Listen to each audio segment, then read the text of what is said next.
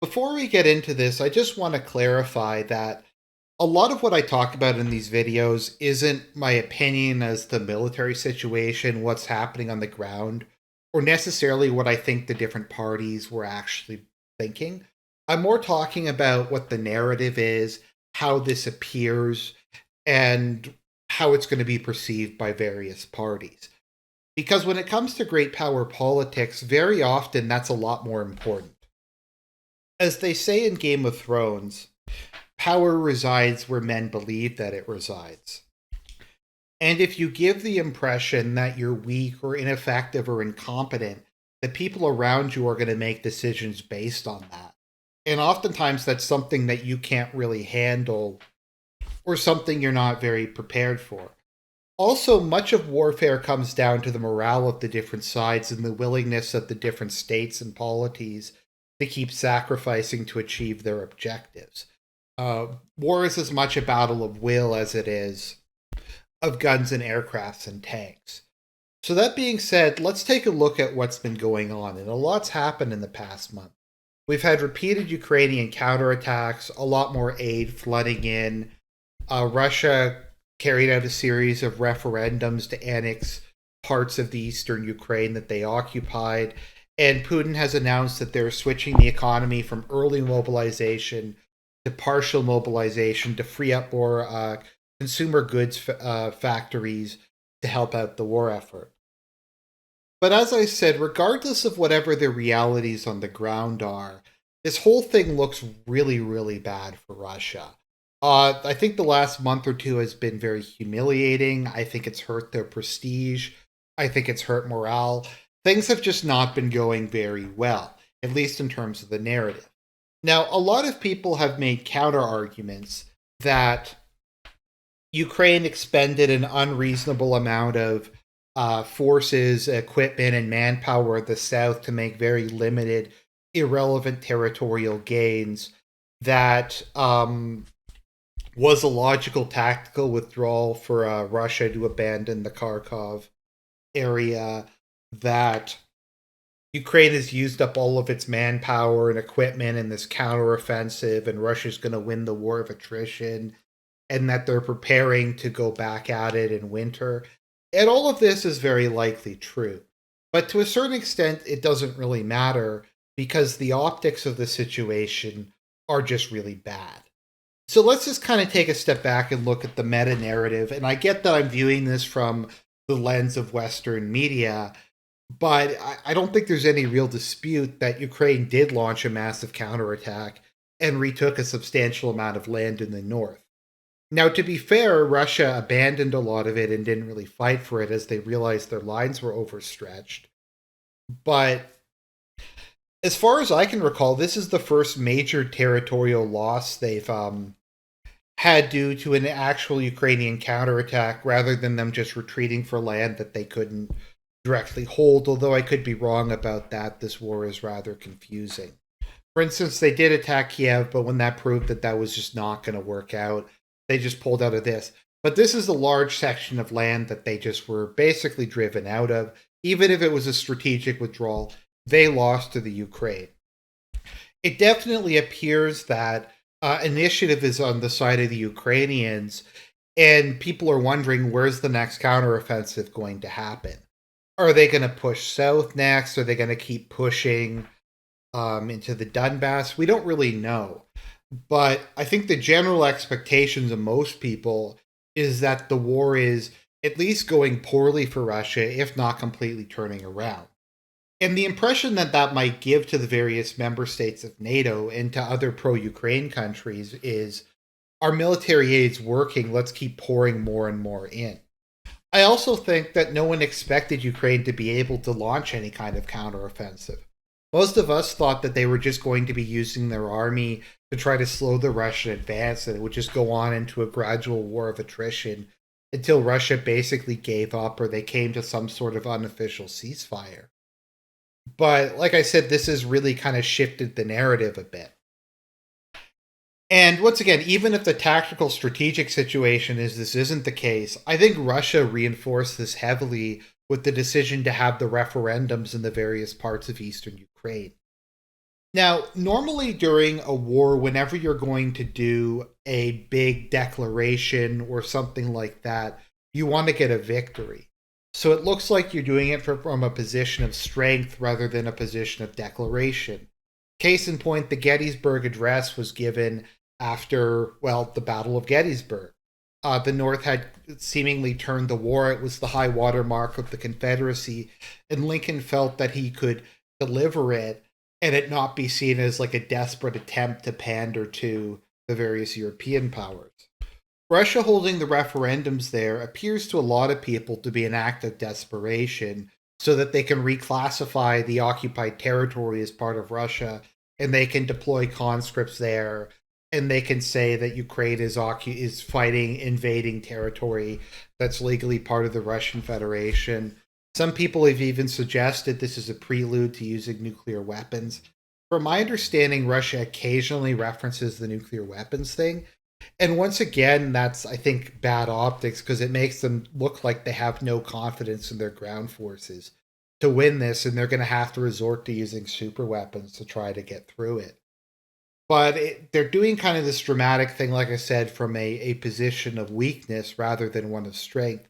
And likewise, the whole partial mobilization thing comes across as being a desperate effort to turn around a war that they're clearly losing. If Russia had done a partial mobilization before the war, at the start of the war, in the first, I don't know, 3 or 4 months of the war, when it was clear that they still had the initiative, but they were facing stiffer resistance than they expected, then I don't think it would have been as much of an issue. I think it would have been seen as a not like an act of desperation, but okay, this campaign is a lot harder. It's going to be longer than we thought. So we're going to get the forces together to deal with it. But I feel like they stubbornly held out at not mobilizing and maintaining this idea that they were going to win with a smaller army in such a massive geographical area. And now it looks like the whole thing is a Hail Mary. So this kind of brings us back to something I've been talking about with a lot of people online who have been saying that Russia never expected this to be a full on conventional war. They thought, ironically, so when the Nazis invaded Russia during Operation Barbarossa, the idea was that the Soviet Union was a paper tiger, that if they kicked down the rotting door, the whole structure would collapse. The expectation was that in a matter of weeks, the Soviet Union would completely implode on itself, its economy and army would be into disarray, and the Germans would just be able to uh, destroy the state with sudden, overwhelming force. But I think to a certain extent, that's what the Russians thought was going to happen in Ukraine. That they were going to attack, that the unstable government was going to collapse, that in the confusion they could grab large portions of the country, that the Ukrainian army would be disorganized, have low morale, have inferior equipment, and be easy prey for them, and that they didn't need to bring everything that they could muster. And when it turned out that that wasn't the case, and the Ukrainian army was still active and fighting quite hard, and that the Kiev regime was not going to fall, they seemed content to just keep doing what they were doing, even as resistance got stiffer and stiffer, and Western countries were flooding it with weapons. Now, the defense of Russia's competency in this conflict is to say, well, Putin didn't expect it to go this way.